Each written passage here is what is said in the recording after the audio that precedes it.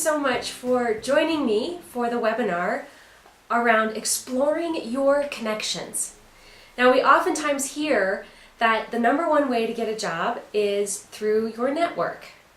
Now, I don't 100% agree with that. I still think you should absolutely take advantage of the job boards and make sure that you're using the job boards and applying for jobs. However, your connections are certainly going to help you have more success through the job hunt. So today's webinar is all about exploring your connections, and we've developed some really unique systems for how to leverage your network and have a look at it. So I'm going to spend the next couple of minutes just showing you our system that we use. So let's actually start though by reminding ourselves on the questions that we want to ask on our job hunt, because this helps guide us around what it is exactly we need to do and where. All right, so question number one is, you've got to know what you're good at. And if you don't know what you're good at, then it's not going to matter at all what your connections are.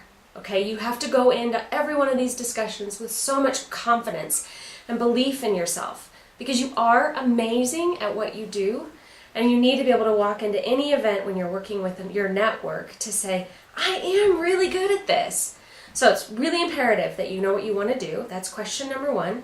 The first question is knowing what you're good at. The second question is knowing then what you want to do. You have to be very clear about that. And we're going to practice a little bit today on how you know that you're pretty clear on that. Now then the third question is, are you actively applying for jobs? And if you are, then you should be getting interviews. And if you're not getting interviews, then we know something is breaking down with either your resume or the way you're going about the application process. And we're going to talk a little bit about this right now on this webinar. Now the final question then of course is, are you getting offers? And if you're not getting offers, which probably you're not because you're listening to this, then something is breaking down during your interview. And we're going to be talking about resumes and interviews, as well as making sure you know what you're great at and what you want to do in other webinars. This one today is focused purely on how you're applying for jobs and how to use your network to enhance your chances of getting an interview. All right, well, let's dive into the content. Here we go. So the number one thing when you're networking or you're reaching out to your network, the number one thing you have to do is you have to make it easy for someone to help you. I can't tell you how many times I'll ask the question, so what do you do? And people will say, it's complicated. Or they'll say, I'm a programmer. Okay, there's like a gazillion programming languages, that doesn't help me. Or they'll say, I'm good at a lot of things. Okay, that's not helpful. So let's talk about how you can answer that question. So what do you do? In a way that's a lot more helpful to the people in your network. All right, so I want you to think about it in this way. It's cool, it's smart, and it's focused, the way that you answer this question. All right, cool meaning that you're going to make the statement somewhat memorable so that people are kind of engaged. Don't be boring when you answer that question, so what do you do? The second thing is that it's smart, meaning that you're going to share something about you that's unique, that makes you special, that helps people go, oh wow, they feel good about themselves, but don't like overdo it and be, big ego, because that's kind of obnoxious. So it's a little bit of a balancing act. And then the final thing is it's focused, meaning that you're going to tell me, because I'm asking you the question of how do you do, you're going to tell me how I can help you. All right? So don't ever say, I need a job. Do you have a job? Can I have a job? Can I talk to you about the jobs that you have? I need a job. Don't ever do that, ever, in your networking process, okay? Little tip there. Whenever I hear that, I kind of go, I cringe, and I feel uncomfortable, and I care a lot about most people's situations with their jobs, and I feel uncomfortable, so you can only imagine how somebody who isn't with the same level of kind of compassion around your situation feels. They feel really uncomfortable. So don't do that, okay? All right, so here is an example of a cool, smart, and focused statement. All right, let's say you are a programmer, and somebody says, so what do you do? You say something like, well, I code amazing websites for larger sized companies. I started doing this because I love technology, and I also kind of have this knack for understanding how people use the technology. And actually, I'm on the job hunt right now, and I'm kind of targeting companies like Google and Rally Software. Okay, that's a great way that you end, or you say, here's what I do. Now me and whoever you're talking to is like, wow, oh, well, would you be interested in a company like Oracle or whatever, right? We're going to now be starting this conversation, and that's what you want, is you want the conversation to continue, because now I'm able to help you. Okay, so remember, cool, smart, and focused when somebody says, so what do you do? All right, so that's the number one thing you want to start with when you are starting to look at your network. All right, well, I can't let you go without having you practice this. So I want you right now to pause this webinar on this particular slide on how you're going to practice this. And I want you to answer this question, so what do you do? And come up with your statement. All right, so take a couple minutes, and after you get this all filled out, practice it 1 or 2 times. You're going to feel a little bit ridiculous at first, but you'll get better and better at it, and then come back to me.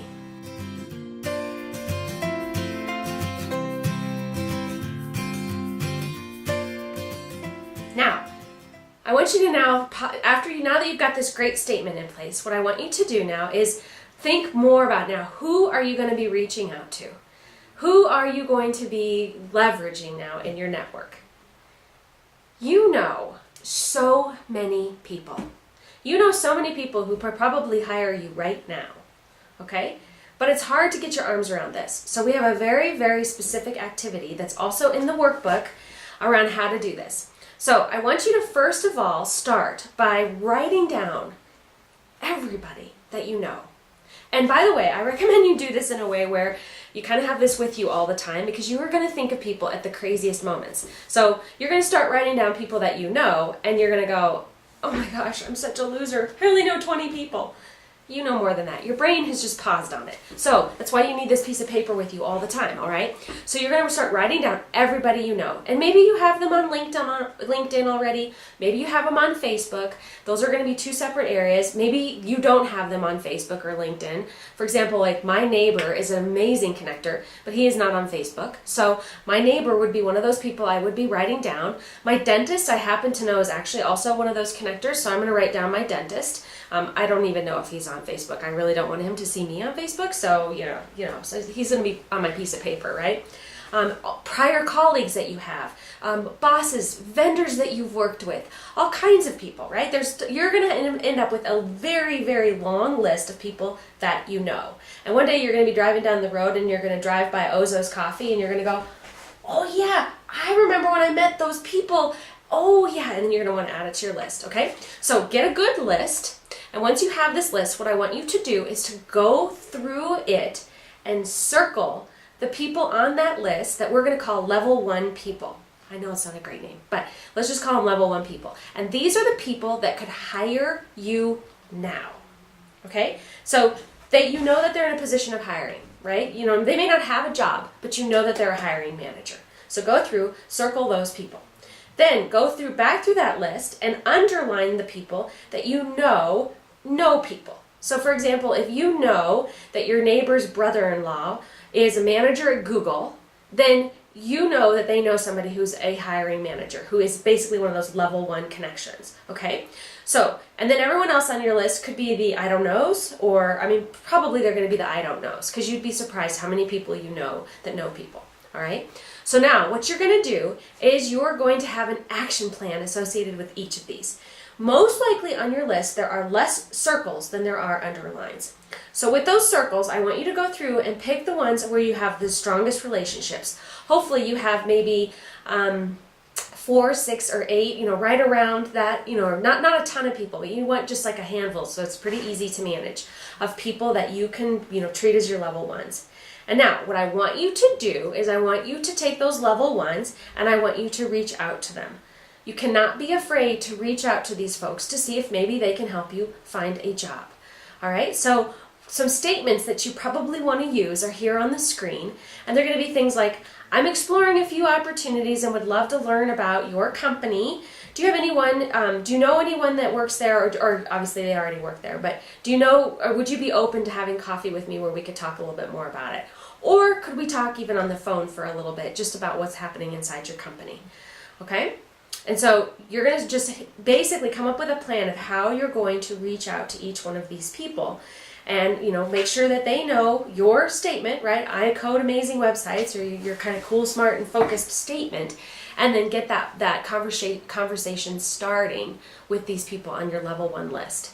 Now the level 2 list, you want to take that same approach, but you want to take it with a little bit more like, I know your brother-in-law works at Google, and I am on the job hunt right now, and I'm thinking Google might be a really great fit for me. Could you introduce me to your brother? I would love to buy him lunch to just see how things are going at Google and see if they might be even at all interested in my skill set before I go through the whole application process. All right? I hope that makes sense to everyone. So now we have a formula that we use for helping figure out how to manage those level 1s, which, by the way, once you get introduced to your neighbor's brother-in-law at Google, now they are a level 1 connection, okay? And what you want to do is you want to remember the 2, 4, 6, 8 process for reaching out to people in your network. The 2 is always respond to people that reach out to you within 2 days, okay? Don't let that stuff hang for a long time, because it starts to drive people crazy, all right? So always respond in 2 days.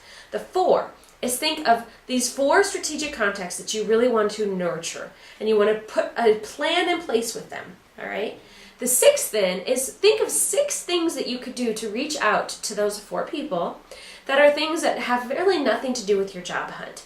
So for example, if you know that your friend, who maybe is the CEO of a company, really likes to vacation in, I don't know, let's say Key West, then make sure you do something like you send them a review for a neat new restaurant that's in Key West, and say something like, hey, I was thinking about you and saw this restaurant in Key West. I don't know if you still travel there or not, but you might be interested in this. So that would be like a contact you could make to them to just start to build a friendship or rebuild a friendship after they maybe haven't been in your network for a while.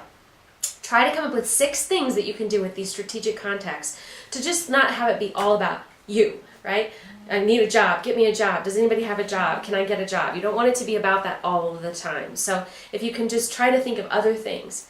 And then the 8 in the 2, 4, 6, 8 process is just after you've reached out to someone 8 times, if they don't get back to you, that's when you can kind of let it go.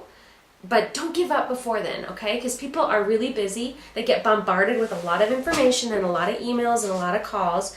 So don't let the one time that maybe somebody doesn't write you back be the thing that then you go, oh, they didn't even write me back. Just keep trying, okay? But do give up after 8. All right, so I hope that's helpful. Now, the other thing I want to just remind you of is your LinkedIn profile.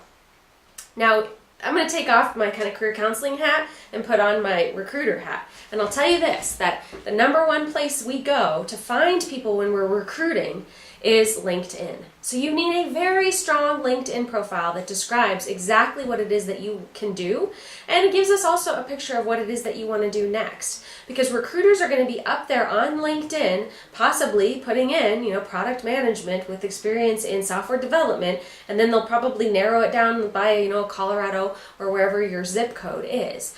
So, and you want to have a profile that's going to show up for them right away. All right?